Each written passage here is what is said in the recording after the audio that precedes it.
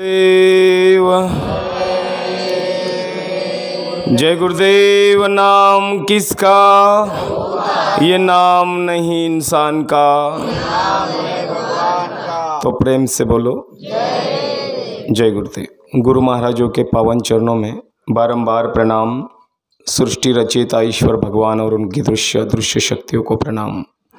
सात स्वरूप अन्ना जी, दादाजी, इनके चरणों में प्रणाम। और यहाँ पर मौजूद सभी धर्म प्रेमियों को गुरु परमात्मा मानकर अपनी पूरी विनम्रता के साथ प्रणाम। जय गुरुदेव।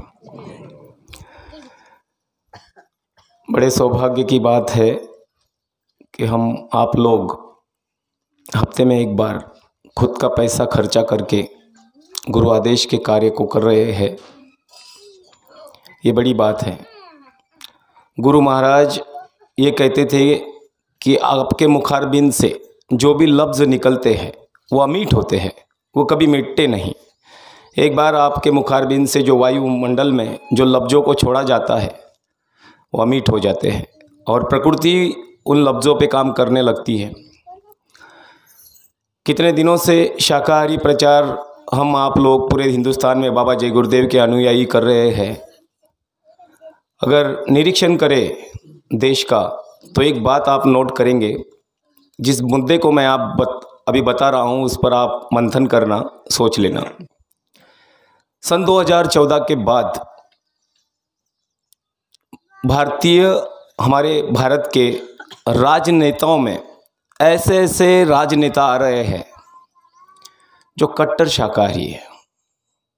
पिछले सप्ताह में मध्य प्रदेश का कोई राजनेता, जैसे योगी जी है, मोदी जी है, और वो आसाम के तरफ और एक राजनेता है, वैसे ही अभी एक राजनेता आया, सन्यासी है।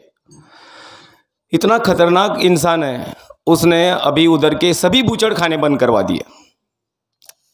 अवैध एक भी बूचड़ खाना चालू नहीं है।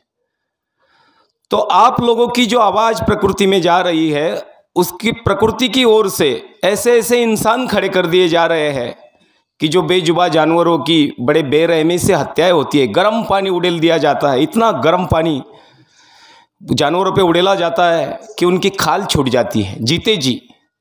जीते जी उन जानवरों पे वो पानी उड़ेला जाता है, उनकी खाल छूट जाती है। तो सोचो कितना दर्द उनके अंदर वो जानवरों को महसूस करना पड़ता होगा। तो ऐसे जो अवैध धंधे हैं वो सब धीरे धीरे बंद होते जा रहे हैं। ऐसे राजनेता आ रहे हैं कि शराब नहीं चलेगी, मांस नहीं चलेगा, और बहुत सारा हिंदुस्तान में परिवर्तन हो रहा है। तो आपके लफ्ज़ जो आप प्रकृति में छोड़ रहे हो वो खाली नहीं जा रहे हैं।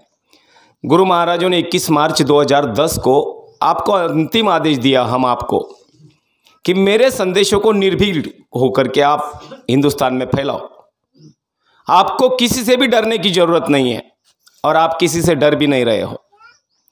गुरु महाराजों ने कहा कि दीवारों पे लिख दो या पर्चे बंटवा दो या अपने मुखारबिंद से इन संदेशों को फैला दो। आप ऐसा करोगे तो इससे आपकी सेवा बनेगी और आपके कर्म कटेंगे। कितने कर्म हमारे ऊपर है, तो आपके कर्म कटेंगे। और जब समय आएगा, गुरु महाराजों के लफ्ज़ है कि जब समय आएगा तो आपका सुमिरन, ध्यान और भजन मैं बनवा दूंगा। तो और क्या चाहिए? इतने सस्ते में आपको पार करने का उन्होंने ये अधिकार दे दिया। अब प्रचार में हम आप लोग चलते हैं तो तन की सेवा हो जाती है, इससे हमारा तन निरोगी हो जाता है। प्रचार में किराया खर्चा करके हम आते हैं, हमारे धन जो है उसमें लगता है मेहनत और ईमानदारी का। तो प्रचार में किराए में भी धन लगे तो वो धन परमार्थ में ही जमा हो रहा है, वो परमार्थ में खर्चा हो रहा, और वहाँ पर आने के बाद हम आप लोगों को सत्संग मिल जाता है।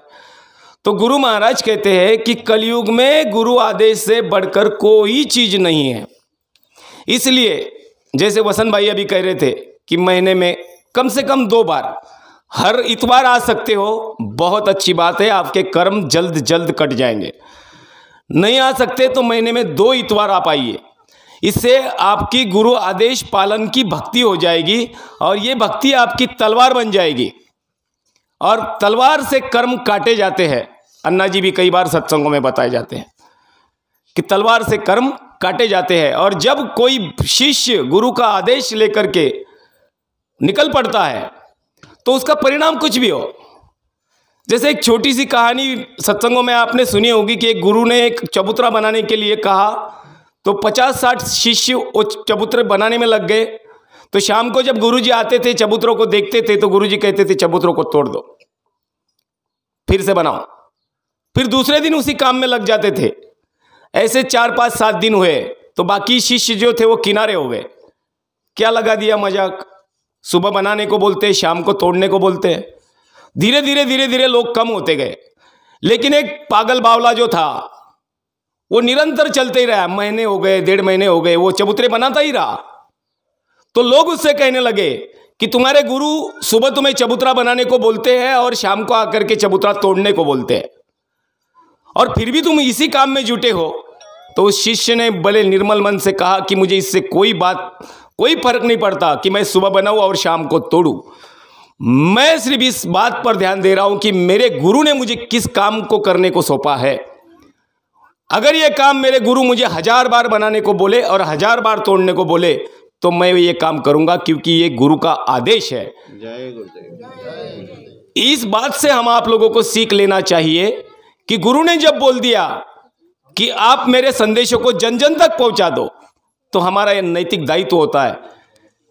सोमवार से लेकर के शनिवार तक संसार के सभी कामों को निपटारा कर लो, लेकिन इतवार के दिन आप स्वयं तो प्रचार में आओ, लेकिन अपने नजदीकी प्रेमी, सत्संगी, भाई बहन, रिश्तेदार, उनको भी प्रेरित करो।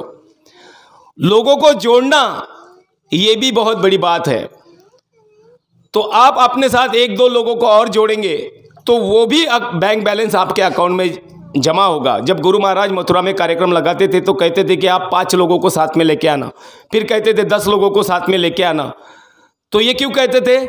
जितने लोग गुरु के दायरे में आ जाते हैं आपके कहने से, उनको तो लाभ होता ही है, लेकिन आपके लफ्जों पर को मानकर वो अगर वहां पर आ जाते हैं तो वो अलग लाभ आपको भी मिलता है।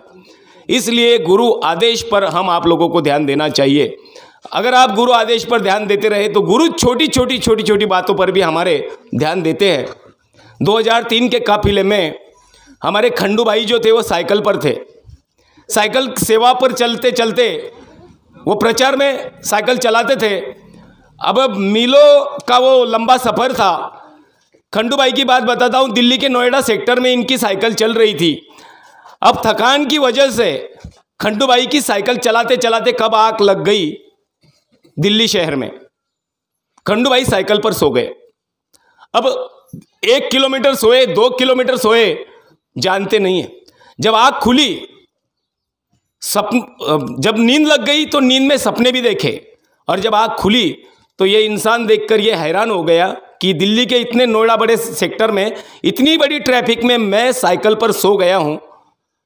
और जब होश आया तो देखता हूँ कि पैडल चालू है, पैडल भी मार रहे हैं। आप आंख बंद करके यहां से यहां तक साइकिल मुझे ला करके देखो, दिखा दो। आंख बंद कर लो और यहां से 10 फुट तो साइकिल ला करके दिखा दो। संभव है? कभी संभव नहीं है। लेकिन गुरु के आदेश में अगर आप उतर जाओगे तो गुरु उन शक्तियों को भी आपके साथ में जोड़ देते हैं। अगर आप कभी शरीर की थकान से चूक गए, सो गए, तो वो काम करते थे। गुरु महाराजों ने आपको ये आदेश दिया, हम आप लोगों को, अगर आप मेरे काम को नहीं करोगे तो मैं भूतों से काम करा लूंगा। तो उन काफिलों में ये साइकिल वाले मोटरसाइकिल वालों से भी आगे चलते थे, मोटरसाइकिल वालों से भी आगे चलते थे, लेकिन कभी थके नहीं। तो क्या बात थी? अब यहां से आप साइकिल पे जलगांव जाओ तो आपके पैर जो है ना कह देंगे। तो इतना लंबा सफर इन साइकिल वालों ने तय किया। तो गुरु महाराजों ने पिछली जो कैरियर थी साइकिल पे, उन पे ये जो भूत थे वो भूत बिठा दिए थे। वो पैडल मार रहे थे, निमित्त तो इन लोगों को कर दिया था। ये होते हैं गुरु। तो इतने बड़े गुरु के हम आप लोग शिष्य हैं। हम आप लोगों को कुछ नहीं करना है, कुछ भी नहीं करना है। बस हमारे बाबा जय गुरुदेव का कहना है, शाकाहारी रहना है। ये संदेश जनमानस के कान तक अगर पड़ जाएगा तो कल को कोई ये नहीं कहेगा कि हमें किसे बताया नहीं। जब वो मंजर गुरु महाराजों ने जिसका वर्णन किया है वो शुरू होगा, तब कोई ये न कहने पाए कि ऐसा समय आने वाला था और हमें पता तक नहीं था, क्योंकि गुरु महाराज और शिव जी इन दोनों का मतलब आपस में जो बात हुई है उसके हिसाब से ये काम चल रहा है। तो बड़े सौभाग्यशाली हो हम आप लोग कि ये काम कर रहे हैं, तो गुरु की दया से वंचित ना रहे। कौन क्या कर रहा है उसकी बात को छोड़ दो, हम और गुरु, बस इतनी बात हमारे ध्यान में हो। गुरु ने जो कहा है उस बात पर अगर हम आप लोग जुटे रहे तो बहुत बड़ा काम होगा, और आगे आने वाले इतिहास में जरूर और जरूर इन सभी बहादुरों का नाम बाबा जय गुरुदेव सम्मिलित करेंगे। इन्हीं लफ्जों के साथ मैं अपने लफ्जों को विराम देता हूँ। सबको बड़े प्रेम के साथ जय गुरुदेव। जय